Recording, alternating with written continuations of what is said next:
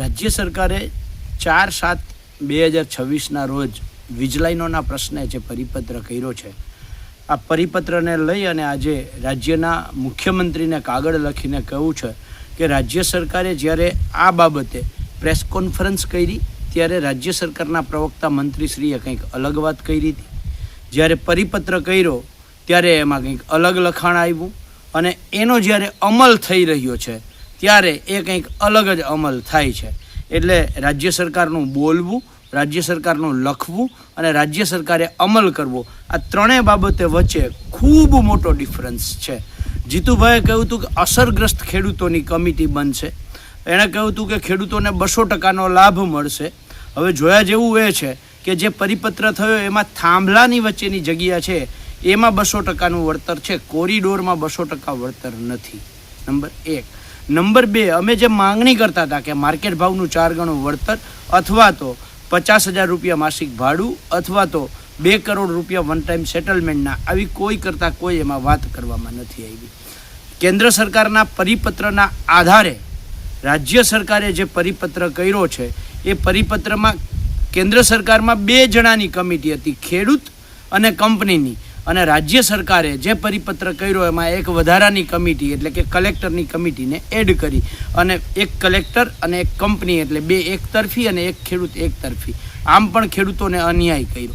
Number 4, જે કમિટીના બંધ કવર લેવામાં આવશે એની અંદર બહુ સ્પષ્ટતા કરી છે કે જે ઓછો ભાવ હશે એ લેવામાં આવશે. એટલે પહેલાં તો ડ્રો કરશે, એટલે ડ્રોમાં 3માં બહુમતીમાં કોણ રહીએ? કલેક્ટર અને કંપની. એટલે બહુમતીમાં પહેલાં એ રહેશે અને એમાંય જે ઓછો ભાવ હશે એ લેશે. એટલે ખેડૂતોને તો ફરીથી મારી નાખવાવાળી વાત આવી.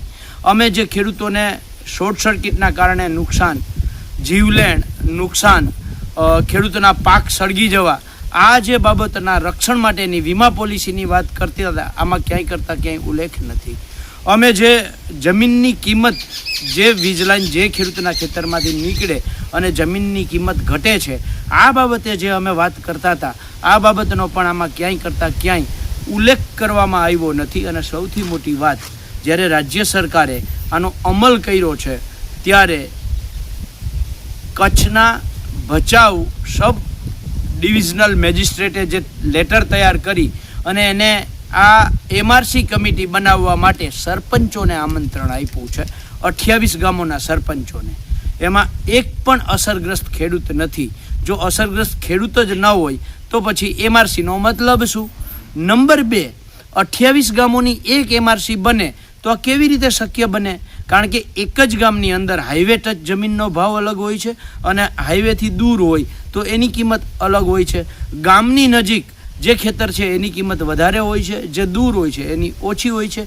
ઔદ્યોગિક વસાહતોની નીચે નજીક આવતી જે જમીનો છે એની કિંમત વધારે હોય છે, એનાથી દૂર હોય એની કિંમત ઓછી હોય છે. અને આ જ વસ્તુ રાજ્ય સરકાર પાસે જ્યારે કોઈ પણ ખેડૂત, કોઈ પણ સામાજિક સંસ્થા જ્યારે રાજ્ય સરકાર પાસે જમીન માંગે ત્યારે જેટલા માગણીદારો હોય એટલા માટે રાજ્ય સરકાર જિલ્લા જમીન મૂલ્યાંકન સમિતિની બેઠક બોલાવે છે.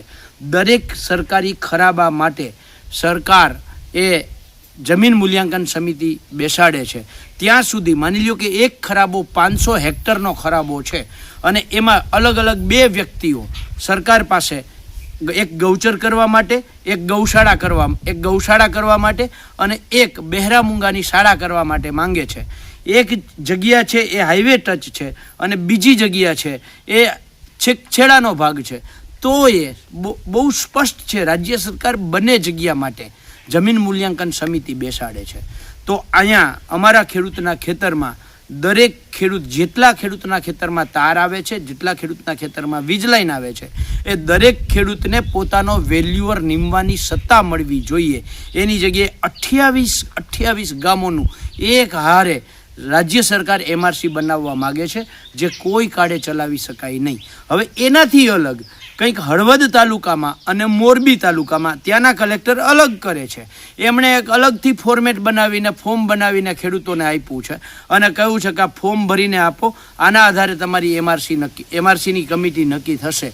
એટલે રાજ્ય સરકાર જ પહેલાં સ્પષ્ટ નથી કે ખેડૂતોએ ફોર્મ ભરી અને એમઆરસી કમિટી નક્કી કરવાની છે કે સરપંચો દ્વારા કમિટી નક્કી કરવાની છે.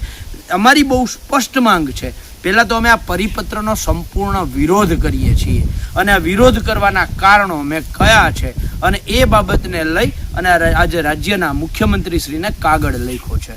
જય જવાન, જય કિસાન, જય જગત.